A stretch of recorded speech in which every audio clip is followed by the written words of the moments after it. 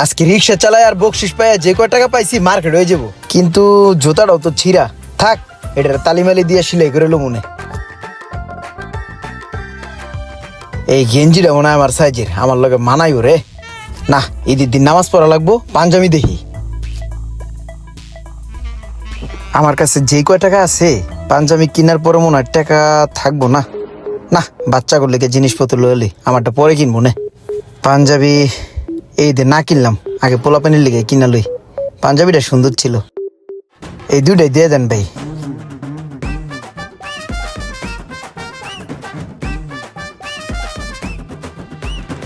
এই যে ভাই 10 টাকা কম দিলাম। হ্যাঁ তাহলে যাই, আসসালামু আলাইকুম।